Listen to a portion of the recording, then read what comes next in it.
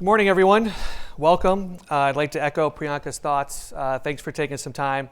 I'm just going to spend a little bit of time this morning talking about some of the things that we're observing from the Gartner research perspective around retail and around the supply chain. I've been in the supply chain. I started as an operations manager in 1985 for a discount department store in Carlisle, Pennsylvania. And as I look across the room, most of you were probably not around in 1985, it looks like. The disruption that we've seen since then to today, I think, is more than we've seen in the history of retail. Whether it's the fact, I saw this stat last week, we've had 2 times the number of store closings in 2017 as we've had to date in 2016. I look at some of our research on the Gartner side. We do these things called predicts. Sometimes they're right, sometimes they're not. But one of the predicts that we've been researching is this idea that about 25% of businesses will be negatively impacted from a performance perspective by competition that doesn't exist today over the next 10 years. So the things that we're going to talk about today here on stage and in the breakout sessions, I think, are really important as we think about how are we going to deal with disruption as it affects the supply chain and as it affects your organizations. If I think about this idea of unified commerce, that's what we at Gartner are calling the things we used to call multi-channel and omni-channel. The reason that we're now thinking in terms of unified commerce is the fact that that's how shoppers think. Shoppers do not think in channels anymore. I saw a PwC study that said something like 86% of shoppers shop 3 or more channels. So for them, it's about experiences. They want seamless experiences that are enabled by the supply chain. Now, it's not as complicated as a Rubik's Cube, but it's pretty close. If you look at some of the stats, 51% of folks are looking to be able to see what your delivery alternatives are. And they will not shop you if they can't find the type of delivery they're looking for. Folks are also looking for things around being able to buy online, pick up in store. Now, a lot of us, I think, today are pretty comfortable that we have that capability, but you'd be surprised as you go out looking for things online that there are retailers that are still unable at scale to provide an order online, collect in store. When I think about probably one of the biggest challenges we face in a multi-channel environment is around visibility, and in particular around store-level inventory visibility. If I'm a shopper, I want to be able to see before I leave my house, do you have inventory? And almost 40% of folks will not shop a store if they can't see inventory. So these are the types of capabilities that we have to be able to enable in our supply chains, and we need to do it quickly. So the 3 things that I want to talk to us about today, in a little bit of time that I have, are 3 things. One, we have a methodology that we use at Gartner around keeping score of good supply chains. I just wanted to share that with you and give you a sense of, from a research perspective, who are some of the folks that we think have compelling supply chains. Not so much around do you agree or disagree with the list, or the people that you would take off and put on, but what can we learn from those organizations around how they run their supply chain. Then we'll talk about this fun little subject called benchmarks. We get a lot of questions at Gartner about benchmarks. We have a benchmarking service. It's about 12 to 18 months old on the retail side. We've got a longer history on the manufacturing side. We'll talk a little bit about our perspective on benchmarks and what are they good for and how can we think about using them within your organization. And then we'll talk a little bit about technology. I think it's really important that we understand from a technology perspective what are some of those key and critical technologies that we see folks working on that I think will help us address some of those key challenges that we just talked about. So let's first talk a little bit about supply chains and one of the ways that we keep score at Gartner. So we have this methodology we call the Supply Chain Top 25. Trust me when I tell you it is highly debated, highly discussed, and that's one of the reasons we do it, right? It's putting out there for the supply chain community, who do we think have strong and global and world-class supply chains? It is a very structured methodology. We have a quantitative portion where we evaluate financials, and then we have a qualitative portion where we get about 150 to 200 supply chain professionals kind of vote on who do they think are the leading supply chains. You'll notice we have this pyramid graphic, for lack of a better term. This is the 2016 version. We have our big supply chain conference next week in Phoenix, where on Wednesday, probably 8:30 Arizona time, we'll reveal the 2017 list. Probably by 9 o'clock Phoenix time, everyone will have blown it up with their own perspectives and opinions, which is fine. I mean, as I said, part of the reason we do this is to elevate the discussion around the supply chain. We've been doing this, I think, for 12 years now. So this will be, I think, lucky 13, so we'll see what happens. But we're usually very well represented from a retail perspective. So you'll see here companies, and I know some of them are here today. And we also, as part of the research methodology, do industry cuts. And with that, we've added some additional folks on the retail side: Gap, Home Depot, Woolworths, and Ahold. We also, over the last 2 years, have added this category we call Masters, which right now is populated by Apple and by P&G. To be a master, you need to be in the top 5 for something like 7 consecutive years, and your financials and the qualitative score still needs to put you in the top 5 for that particular year. So again, one way, this time of year, there seems to be lots of different perspectives on what a good supply chain looks like. And again, that's fine. You know, as Priyanka said, we are really trying to elevate the discussion around the role of the supply chain. At the end of the day, though, it's not necessarily about seeing your name or hearing your name next week about the top 25. It's really about what can we learn from those organizations that we can carry forward into our organizations. So if you've spent any time with Gartner, you know that we have maturity models. We have maturity models for just about everything. 5-stage maturity model, stage 1 being least mature, stage 5 being most mature. Organizations that land in the top 25 are stage 3 or higher, almost universally. So if we think about the things that those organizations are focused on, right, it's things like internal integration. Stage 3 in our model is called integrate. That's where we have processes that look like sales and operations planning. We have a hierarchy of metrics. We understand cost to serve. So we've done the internal integration we need to be able to move our organization out and now have much more dynamic conversations with our supply base. We've understood and embraced unified commerce, right? We've stopped having the debate, is this thing going to stick around, right? We've had the conversation, how do I empower my stores? What are the things I need to do from a people, process, and technology standpoint to move my organization forward in that area? One of my primary coverage areas at Gartner on the retail side is demand planning. So I will raise my hand when I tell you I'm not objective at all when it comes to how important I think demand planning is. But if we look at those organizations in the top 25 and the retailers in particular, there is a conscious focus on getting good at demand planning. Supply chain owns it. Supply chain is responsible for matching demand and supply. It is an incredibly important type of capability. Now, if we look at organizations that have moved out of stage 3 and into stage 4 and maybe peeking around the corner to stage 5, a couple of things stick out with them. They're really focused on digital. So things like the Internet of Things, as an example, are not foreign concepts. They're working on how do we take insights from the billions of connected devices that are out there and leverage that within our supply chain. And they've also embraced this idea that we call bimodal. I'm not going to go into great detail. It was the theme of our conference last year. But bimodal, at its essence, is having 2 distinct but connected capabilities in your organization. Mode 1 is the things we all take for granted today. Supply chain capabilities like plan, source, make, deliver. We all do those really, really well. Mode 2, though, is the skill set that I feel retailers need to be able to adopt the quickest. And that's where we have kind of an entrepreneurial innovation gene in our DNA. How do I try things quickly, figure out what works, what doesn't work, and how do I operationalize the things that do? So I'll be here today and tomorrow. If you have any questions on any of the stuff that I've talked about, by all means grab me. But bimodal is one of the things that we're talking a lot about. As I mentioned, last year was the theme of our conference, and we're continuing to talk about it throughout this year.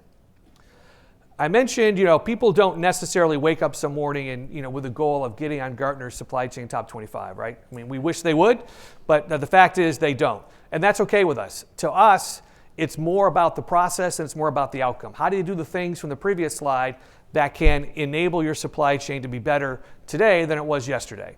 And there is quantitative data that suggests that going through that journey is worth it. If you look at the performance of the top 25 companies compared to the rest of the population, the 4 financial metrics we use, inventory turns, return on assets, and revenue growth, and we added last year a corporate social responsibility metric, you'll see a significant difference in performance. And it's because they've embraced those things like demand planning. They've embraced things like sales and operations planning. So there is let's call it a financial light at the end of the tunnel for getting your supply chain better today than it was yesterday. So let's talk a little bit about benchmarks. We have a lot of calls from folks that want to understand this idea of benchmarks. And for us, it's pretty simple. Benchmarks used appropriately, it's kind of like a superhero. If you have powers and you use them for good, that's great. If you are a superhero and you have powers, use them for evil, then you're like the evil genius. So not saying benchmarks are evil geniuses. What I'm saying is if you use them inappropriately or out of the correct context, they can cause you problems. For us, benchmarks are a great way to understand kind of your starting point. How am I performing in a particular area? And how does that compare to my peers? Benchmarks are also really good for understanding what types of trade-off decisions do I want to make, and I'll come back to that one in a minute. It's really important, though, that if we are going to use benchmarks and we start to talk about our performance compared to others, that we understand the context of their supply chain.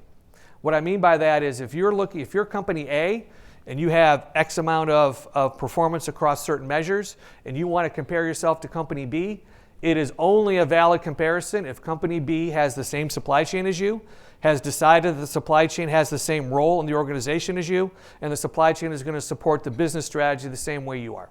If those things do not align, then and I hate to use the term, but I'll use it, then you're comparing apples and oranges. Right? So it's really important to understand those types of things when you're looking to use benchmarks. Now for us, as I mentioned, benchmarks are a really good way to understand kind of how you're performing today. And one of the ways we do that is we've created this thing we call the hierarchy of metrics. And again, there's a whole ton of research. This is, depending on the day, the number 1 or number 2 deepest body of research we have in Gartner on the supply chain. We've had a hierarchy of metrics for probably 10 years. I've been working on the retail one for probably 3 to 4 years. Now, the hierarchy does several things for us, and then I'll come back to kind of what do some of the numbers look like from our research. I do probably a metrics call a week with retailers. I've had that for probably 5 years. I don't think, literally, I've had anyone tell me, I don't have enough metrics, give me more. What people typically tell us is, I've got too many. They're very functional and tactical in nature, and they don't measure the success of a process. So what the hierarchy does is it starts to get you to think about, how do I put my metrics in bands? Operationally, financially, and customer is just our example. It also starts to get you to think about things like processes, so shopper fulfillment as an example.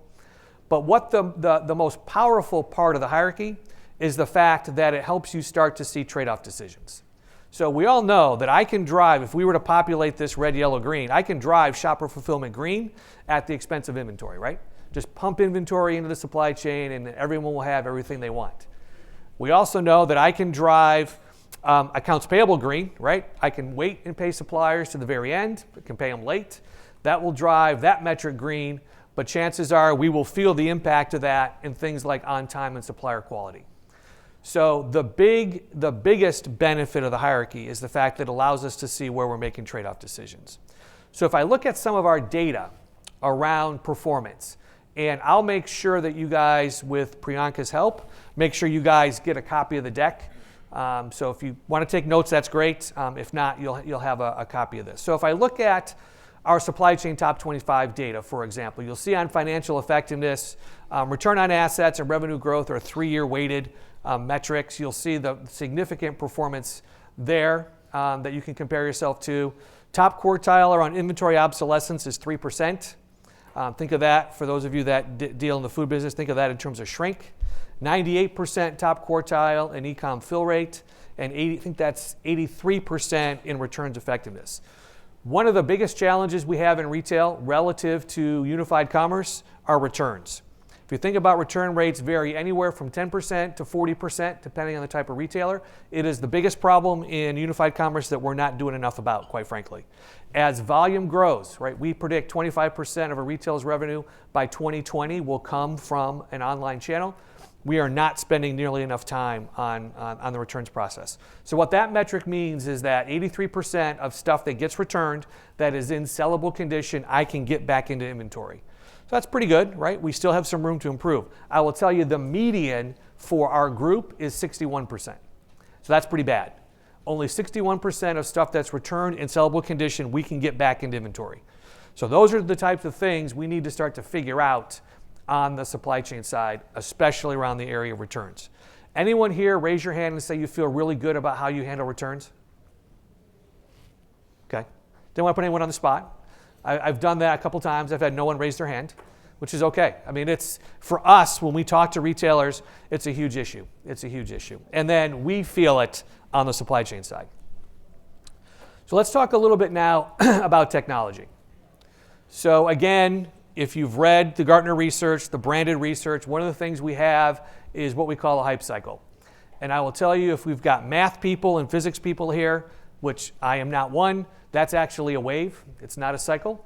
I'm guessing the marketing folks didn't think hype wave sounded as cool as hype cycle. But what we do with this particular piece of branded research, and this is the one that comes out of our retail team. If you're interested, we have a hype cycle for supply chain planning technology, and we have one for supply chain execution. And it's probably a misnomer to call it technology, because you'll see some things on here, and definitely on the supply chain side, you'll see things around process. Like, where are we in terms of getting to stage 3 sales and operations planning, as one example. So the hype cycle does a really good job of kind of walking us through the evolution of technology, from the point in time when, hey, this is the greatest thing we've ever seen, to my personal favorite, the trough of disillusionment. How many of us have been in a trough of disillusionment at one point or another, right? We've all been there, right? To me, it is the most important part of the hype cycle. And the reason for that is quite simple. This is the point in time where you have the big decision to make. Am I going to hang on to a technology longer than I should, or am I going to punt a technology sooner than I should? So it's really important that as people go through this process of evolving technology in their organization, they think about where we are and make those hard decisions around either punting something that needs to be punted, or just giving something a little bit longer of a chance to see if it takes hold. The main reason that I said that you guys, I'd get you a copy of this, for those of you in the back, some of these dots will be hard to read. The hype cycle, this is the one for retail. And we have the document itself that sits behind this is probably 40 or 45 pages. Each of the dots has its own page. The reason that I throw this up there is really not so much that we deeply debate the dots, but to give you a sense of how people use the hype cycle. They use them in 2 ways, really. One is to think about my list of things to do. Do I have the right list of things to do from an IT perspective? So taking your list, comparing it to our hype cycles is a good place to start. The second thing it does, and for me, quite frankly, having been kind of on your side of the table for a couple of years before I was an analyst, is it helps manage expectations. I know it will not happen after this conference, but how many of you have come back from a conference, your boss has come back from a conference and said, I just heard about this greatest technology, I want everyone focused on it, and I want it up and running tomorrow, right? So the hype cycle does a really good job of starting to manage those expectations. So based on our research, what we try to let people get insights around is, for a particular piece of technology, how long do we think it's going to take before it moves through that cycle to get out to that stage, the plateau of productivity, right? So it's really important for folks from a managing expectations perspective to look at things like the hype cycle to see, how realistically, when do we think this will be mainstream for us? And then how do we use that to kind of check off our list of things to do? One of the key areas, I talked about unified commerce, one of the growing areas of research for us both from an inquiry perspective and then the studies that we're doing, is around the role of the store. The role of the store is definitely evolving. I don't think there's any debate in that. If we want to be able to provide more flexible delivery options for our shoppers, if we want to be able to do things same day, next day, we're going to have to use our stores. And what the data tells us is there is an incredible growth in volume in the number of orders that folks are pushing to the stores, right? And that brings its own set of consequences. So my message to you is, if you have not started to think about how to use your stores, if you have stores, you really need to start thinking about them, because that's going to be one of the differentiators you have in terms of delivering that same day, next day service. Probably the most invested technology from a research perspective that we're hearing people talk about is distributed order management. It's the capability that allows us to understand what inventory do I have, what orders do I have, how do I profitably fulfill them. And I would argue the folks that are on the far right-hand side of this that have no plans or have no plan for the next 12 months are in serious trouble, right? Volume is growing, the role of the store is growing. We need to be able to intelligently route these orders. At a very high level, what this distributed order management does is very simply figure out, what do I need to fulfill, where do I need to fulfill it, and within what service level time frame. And by doing that, we can now intelligently route these orders. Some of those capabilities that I mentioned out of the top 25, like cost to serve, that becomes incredibly important in this environment. How much does it cost to fulfill from an e-com center versus how much does it cost to fulfill from a store? Does it cost differently to fulfill from different stores? All of those types of things, all of that type of intelligence needs to be in your distributed order management system. We have a market guide, so that's another piece of branded research that talks about the vendors that play in this particular space. We did one last year. I believe there were 18 vendors. The version that's coming out now has 24. There are a lot of new and upcoming vendors that live in the cloud that are tackling this problem. So again, this is the type of thing to talk to your organization about. Where is distributed order management on our list of things to do? If there were 4 technologies that I would suggest are critical, and if you only had the opportunity to think about 4 technologies, these would be those. And again, I'll raise my hand and say, from a supply chain perspective, yes, merchandising is important. Yes, point of sale is important. Yes, time and attendance is important. From a supply chain perspective, though, these are the 4 things you need if you want to live and survive in a unified commerce environment. So we talked about distributed order management. I alluded to this idea around how important demand planning is to me. When I look at leading organizations across all industries, single demand platform that creates a demand signal, item, store, day level across all channels, aggregates it so that I know I'm going to sell, or I expect to sell, 1,000 widgets across this time horizon. It also has the ability, though, to now start to decompose that so I understand, where do I need to put inventory?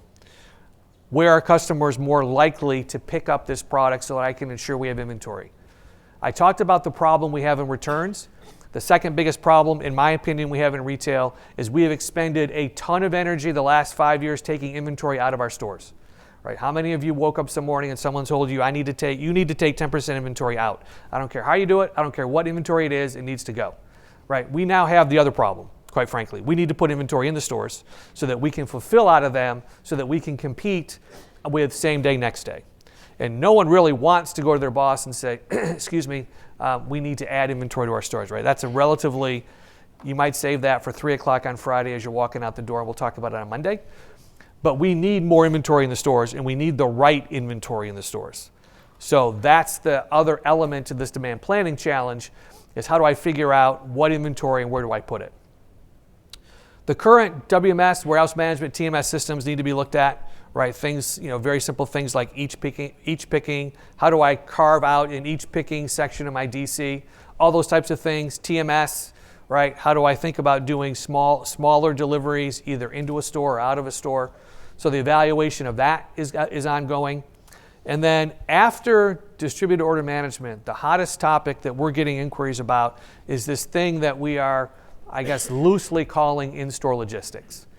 What that really means is, how do I create almost a warehouse-like environment in my stores where I can do wave picking, where I can do things like letdowns, where I'm doing things like cycle counts in areas outside of the sales floor. How do I understand the resources, right? Do I put things like engineered standards in my store to figure out how long does it take to fill an order? How many people do I need? All those types of things. The good news is there are lots of technologies that are now coming to the market that can help with that. But it really comes down, again, to that fundamental decision around how am I going to use my stores as part of my unified commerce strategy. We also see, as we think about how people adopt technology, we see some interesting things. So we do what we call a user needs and wants study. We've done that for a number of years with Supply Chain Magazine. And what we've identified is 3 adoption profiles: conservative, mainstream, aggressive. My general experience has been retail lands in those first 2. While we certainly have examples of retailers that are aggressive adopters of technology, I would say most retail organizations, if you gave them true serum, would tell you we are kind of conservative or mainstream. What our research tells us, though, is there's some significant distinction between leading organizations and everyone else in terms of how they think about technology. They are more aggressive adopters of technology. They're willing to take a chance on some smaller companies. They're willing to partner with companies and those types of things. So one of the things I would ask you guys to think about is if someone were to ask you, how do you think about technology, what would your answer be? Right? And can we start to think about technology a little bit differently? The other element is, where do we spend our technology dollars? Right? So if I think about, we have on the IT side, we have this thing we call pace layering, right? It's around how do you divvy up your technology decisions. So running the business, differentiating the business, kind of transforming the business, or innovating the business, right? Those 3 bands. When we look at our data, about 70% of IT dollars will come as no surprise, running the business, right? Lots of money on basically keeping the lights on. We have seen from about 3 years ago, 17% of budgets went to the innovate, transforming the business. The numbers for 2017 look like will be almost 25% of our budgets. This is for retail, which is good. Let me contrast that, though. Consumer products companies, leaders, have about 35% of their IT budget in transforming and innovating the business. So again, I'm not going to argue that 25% is the right number. I'll take it because it's going in the right direction. But I think organizations need to look at where they're spending money and how they're spending money, because you'll notice leaders are not only investing more in transforming the business, they are also, when their relative IT budgets, 0% see a reduction.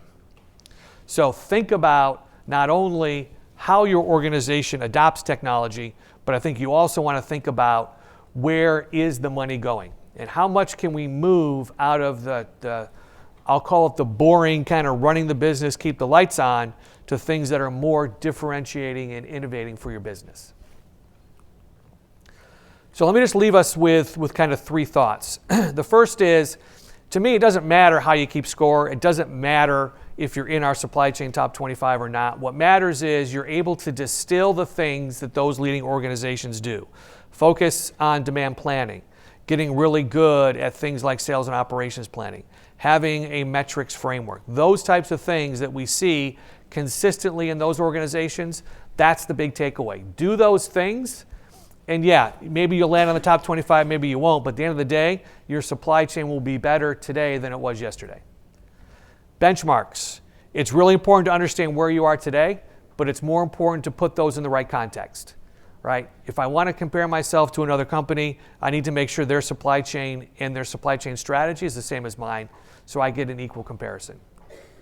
And then lastly, we need to talk about how and where we are investing. Can we start to move money from our IT budgets into that innovating and differentiating portion? Can we start to be a little bit more aggressive in how we think about technology? Do these 3 things, and I know that you guys will be able to stand out in the crowd and separate yourselves from your competition. Thank you very much.